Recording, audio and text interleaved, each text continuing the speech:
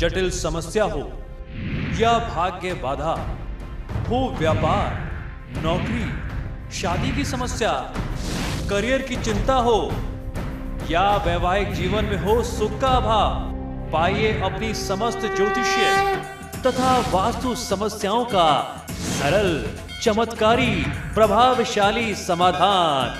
एक जाना माना और विश्वसनीय नाम, आचार्य पंडित श्री वैभवनाथ शर्मा जी, काशी के 400 वर्ष पुराने प्रतिष्ठित और अंतरराष्ट्रीय ख्याति प्राप्त राज ज्योतिषी परिवार की 8वीं पीढ़ी के ज्योतिषी और वास्तु शास्त्री आचार्य पंडित श्री वैभवनाथ शर्मा जी के द्वारा व्यक्तिगत या फिर फोन पर अपॉइंटमेंट लेने के लिए कॉल करें 9818-300-146, 9990-724-131 या फिर ईमेल करें sharma.vaibhav@gmail.com पर।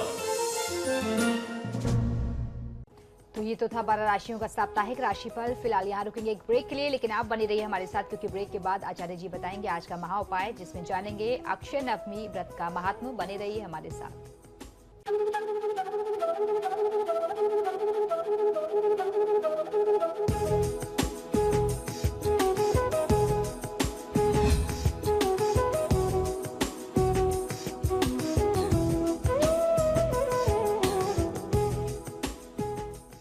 ब्रेक के बाद एक बार फिर से आपका स्वागत है। चलिए अब आचार्य जी से जान लेते हैं आज का महा उपाय। जी बिल्कुल, आज का महा उपाय बहुत ही विशेष है, क्योंकि आज अक्षय नवमी है, जिसको आंवला नवमी के नाम से भी जानते हैं। सभी मनोकामनाएं पूर्ण करने के लिए करना चाहिए अक्षय नवमी का व्रत। अक्षय नवमी की कथा क्या है, व्रत विधि क्या है, इसका महात्म क्या है, आइए जानते हैं। भारतवर्ष को देवी देवताओं की भूमि कहा गया है, देवभूमि कहते हैं। भारतीय दर्शन और आध्यात्म जो है विश्व के लिए रहस्य का विषय निरंतर बना रहा है। हमारी धरती के मनुष्यों का सीधा संबंध देवी देवताओं से रहा है। हमारे प्राचीन ऋषि मुनियों को पता था कि जब कलयुग का आगमन होगा तो धर्म का लोप होने लगेगा। ऐसे में मनुष्यों को अधोगति से बचाने हेतु उन्होंने अनेक मार्ग एवं उपाय हमें सुझाए हैं। इनमें से एक उपाय है, एक बहुत सक्षम, बहुत चमत्कारी व्रत होता है अक्षय नवमी का व्रत। धार्मिक मान्यताओं के अनुसार आंवले के वृक्ष में सभी देवी देवताओं का निवास होता है तथा यह फल भगवान विष्णु को भी अति प्रिय है। अक्षय नवमी का महात्म क्या है या इससे जुड़ी हुई कथाएं क्या है, आइए इस पर भी विचार एक बार करना चाहिए, इसको भी जानकारी करते हैं। ऐसी कथा है, ऐसा पढ़ने में आया कि भगवान से एक बार किसी ने पूछा कि हे प्रभु, कलयुग में मनुष्य भौतिक एवं दैहिक सुख से किस तरीके में इतना ज्यादा लिप्त हो जाएगा कि तपस्या एवं धर्म के लिए, धर्म कर्म करने के लिए उनके पास समय भी नहीं बचेगा, उनकी इच्छा भी नहीं होगी। मनुष्य की जब ऐसी गति होगी तो वह नीच योनियों में जाकर के अत्यंत घोर यातना सहने के लिए विवश होगा और धर्म के नष्ट होने से सृष्टि का विनाश भी हो जाएगा। इस महाकलयुग में मनुष्य किस प्रकार से पाप मुक्त हो सकता है? भगवान ने इस प्रश्न के उत्तर में कहा कि कलयुग का प्रभाव ही एक ऐसा प्रभाव है, लेकिन जो प्राणी इस युग में हथेली से सरसों के दाने गिरने जितना समय लगता है, अगर आप हथेली में सरसों लें और उसको जमीन पर, पृथ्वी पर गिरने में जितना समय लगता है, अगर उतने समय तक भी एकाग्र होकर के मुझको यानी भगवान श्री विष्णु का ध्यान करता है, उनकी तपस्या करता है, तो उस व्यक्ति को कठोर साधना, कठोर तपस्या का फल प्राप्त हो जाएगा। तो ये तो भगवान श्री विष्णु के कहे हुए शब्द हैं, कहे हुए उनकी व्याख्या है कि भगवान विष्णु का ध्यान इस कलयुग में कितना महात्म रखता है। तो आंवला नवमी किस प्रकार भगवान विष्णु से जुड़ी हुई है, क्या है उसके पीछे का महात्म, आइए जानते हैं।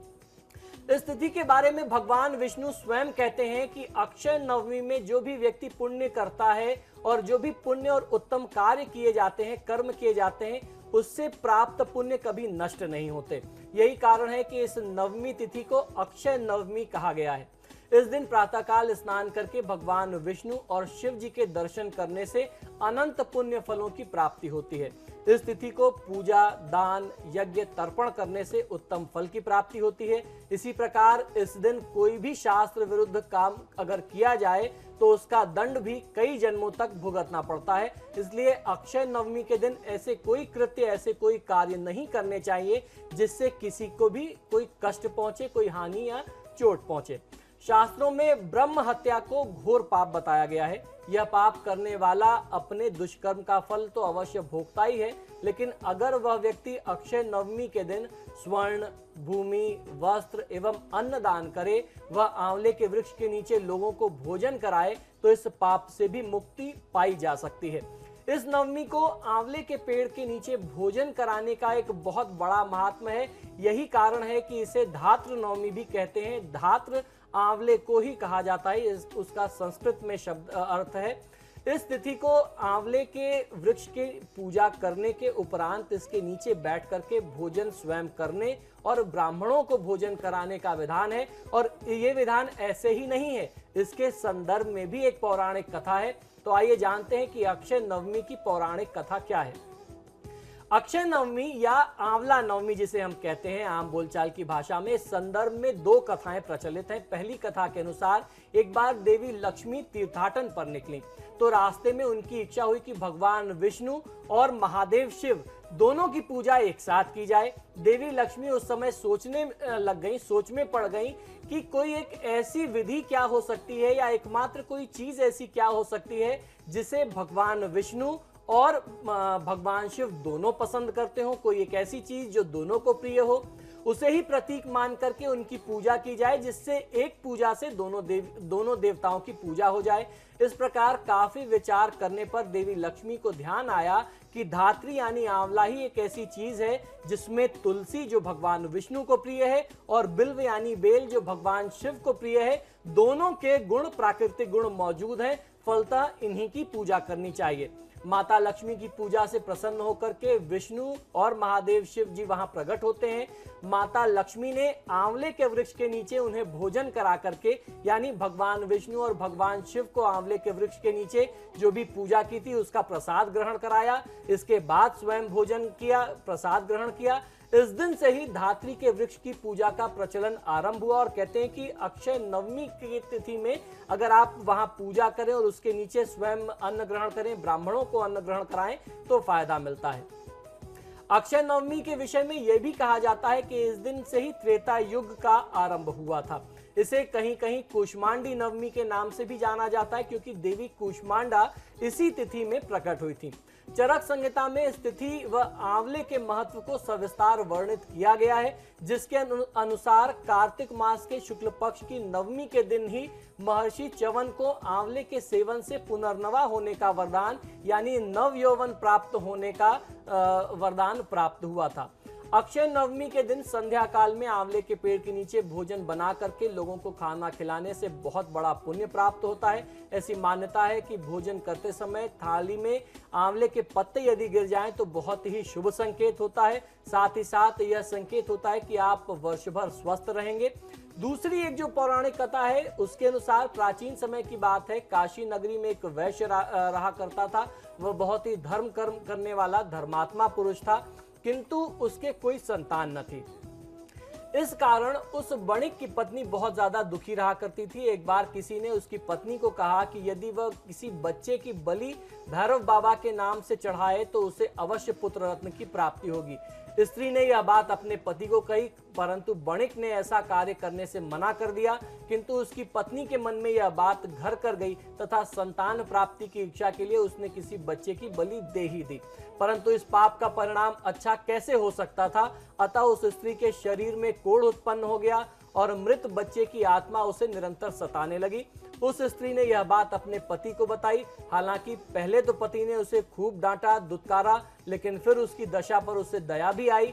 वह अपनी पत्नी को गंगा स्नान एवं पूजन करने के लिए कहता है। तब उसकी पत्नी गंगा के किनारे जाकर के गंगा जी की पूजा करने लगती है। एक दिन माँ गंगा जो है वृद्ध स्त्री का वेश धारण किए उस स्त्री के समक्ष प्रकट होती हैं और उस सेठ की पत्नी को कहती हैं कि यदि वह मथुरा में जाकर के कार्तिक नवमी का व्रत एवं भगवान श्री विष्णु अर्थात श्री कृष्ण जी का पूजन करे तो उसके सभी पाप जो हैं वह नष्ट हो जाएंगे। ऐसा सुनकर के वणिक की पत्नी मथुरा में जाकर के विधि विधान के साथ नवमी का पूजन और व्रत करती है और भगवान की कृपा से उसके सभी पाप क्षय हो जाते हैं तथा उसका शरीर पहले की भांति स्वस्थ हो जाता है और संतान रूपी पुत्र रत्न की प्राप्ति भी होती है।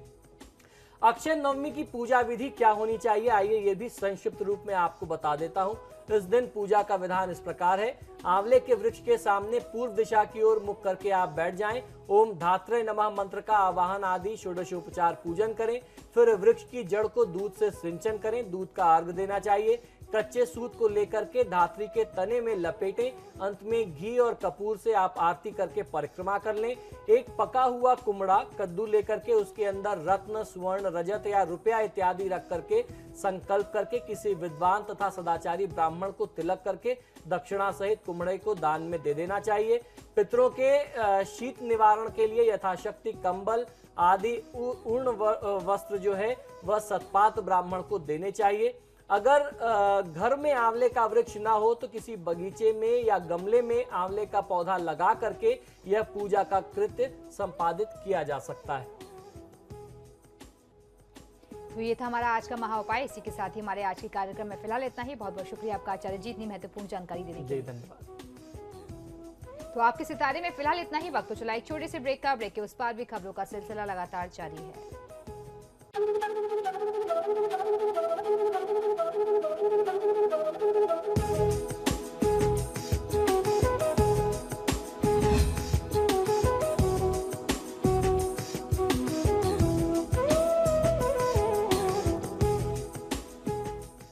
जटिल समस्या हो या भाग्य बाधा हो, व्यापार, नौकरी, शादी की समस्या, करियर की चिंता हो या वैवाहिक जीवन में हो सुख का अभाव, पाइए अपनी समस्त ज्योतिषीय तथा वास्तु समस्याओं का सरल, चमत्कारी, प्रभावशाली समाधान।